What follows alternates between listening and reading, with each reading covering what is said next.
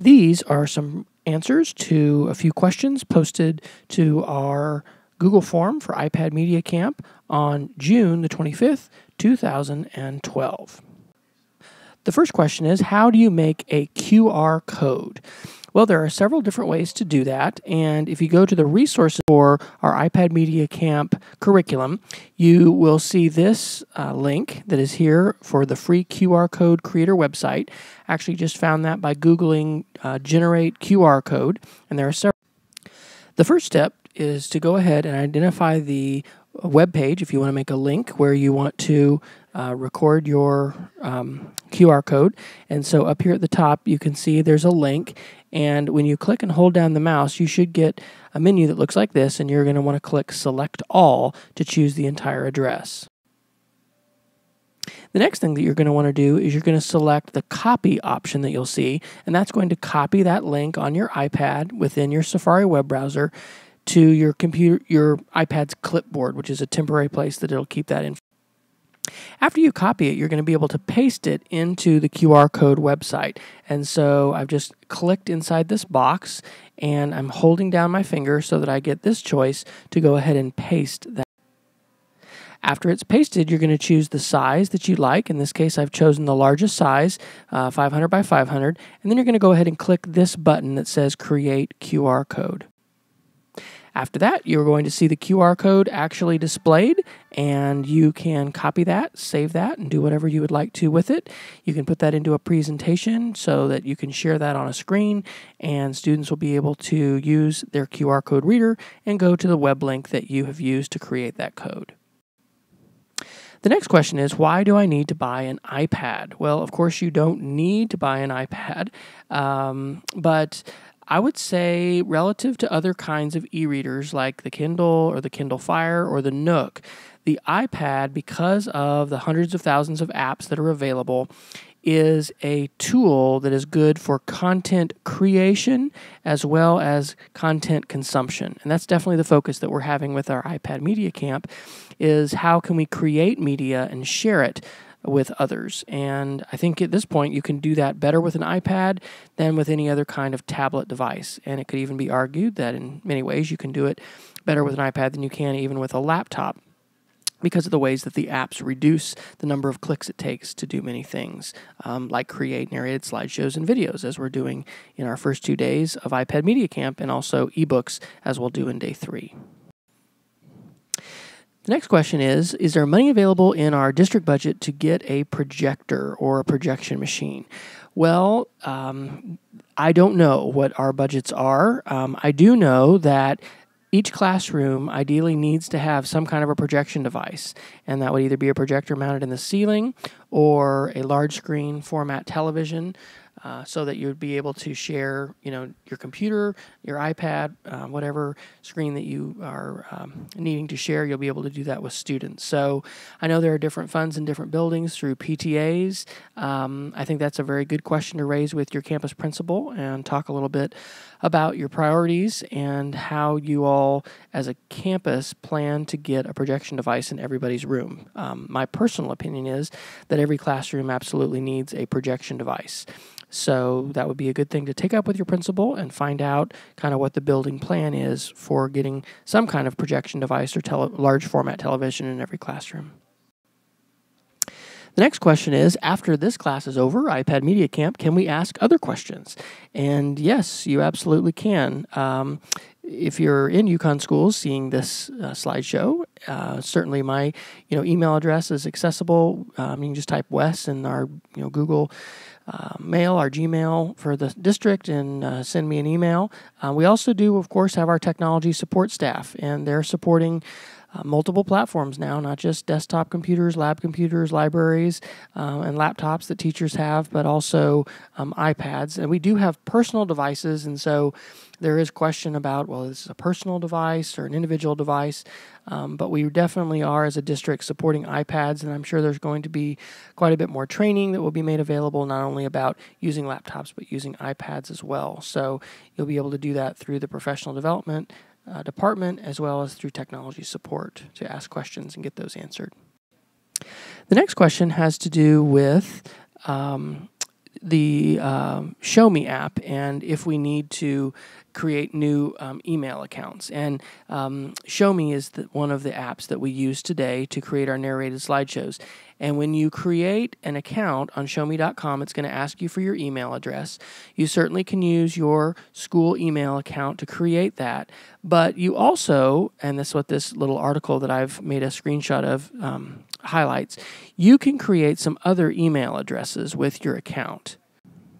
I've zoomed in on this, and the example here is if your email address was hello@gmail.com, you could put a plus and another word after it and actually create another email account, which is going to go into your same email. So when you register for an account with a site like Show Me, this is a technique for basically using a second email account that it will see as different. And so, for instance, you could do your name and then plus 2012@gmail.com, and Gmail would just still deliver that message to your same box, but it would function as a different email address. And this is the way that you could, if you wanted to, create some different accounts for different classes, or for different school years, if you wanted to do one, say, for the 2012-2013 school year. The next question is there support for iPad questions and help? And I've kind of fielded this a little bit already, but the website support.uconps.com is the official supports page for the school district. And yes, you certainly can submit questions about your iPad or iPad support. You'll log into this website using your same they're called Active Directory or domain login credentials. That's different from your Google account at this point, recording this in June of 2012. And once you're logged in, you'll be able to create a ticket, and then you can have that question answered and fielded by our technology support team. The next question is, what apps do you suggest for mirroring on your iPad? And the one that I've been demonstrating initially here is called the Reflection app. Currently, it is only available for Mac. And so if you have a Windows computer, you can't use this one yet. This is a $15 app. It works okay, but I've had some issues and problems with it. And so I'm going to try some other solutions as well. That other solution that I've had others come in to me is called Airserver. And so if you Google for Airserver or go to their website, which is Airserver app, this is a program that does run on Windows as well as Mac. And you do have to have your network set up to be able to support it. But this one is supposed to be more stable. And just like we've done in our workshop, this allows us to wirelessly, as long as we're on the same wireless network, share the screen of our iPad, or if you're using a iPhone 4S, you can do that as well. But the iPad 2 and the iPad new, which really isn't the iPad 3, but it's the latest generation iPad, both of those will support AirPlay, and we'll be able to share that screen onto your computer screen and therefore your projector, if your projector is connected to your computer.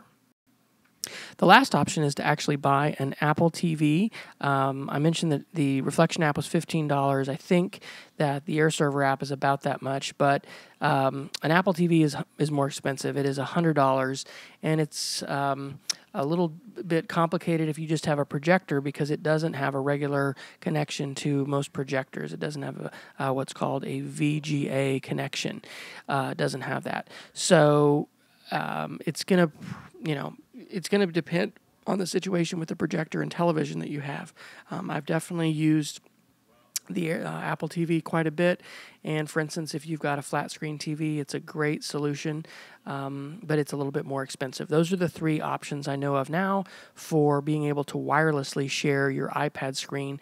I didn't do a screenshot, but I did mention today in class and demonstrate there is a cable available, and that will allow you to directly plug in. It's about $30 from Apple, but the disadvantage there is you're tethered, and you have to be, actually physically connected to that cable. You can't be wandering around the room or having other people connect and share their screen like you can with these AirPlay options.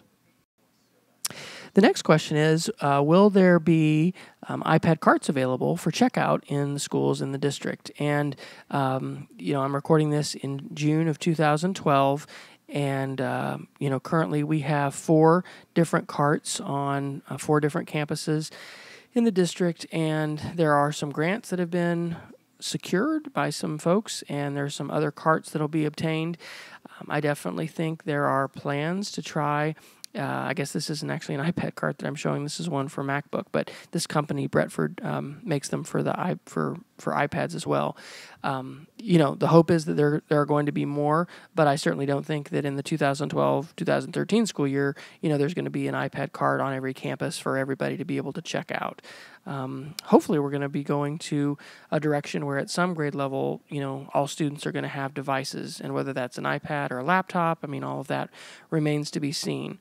But I do know that the district is purchasing additional technology resources and, would love to be able to provide that kind of access for everyone, but we're simply not going to be able to, be doing that in all cases and classrooms in the next year. The next question was, what color should I get my nails painted at my next pedicure? And of course, you should definitely go with the bazooka gum design that you see here. I think that is pretty much regarded as the best and most attractive design, at least in the state of Oklahoma in the summer of 2012. The next question is, can you show us how to make a link for your Show Me? And you're going to need to go to the website that we've created for our Show Me's that we made today. And so in this case, it's just showme.com/iPadMediaCamp1. And then you're going to click on the actual Show Me that you'd like to make a link for or to get a link for.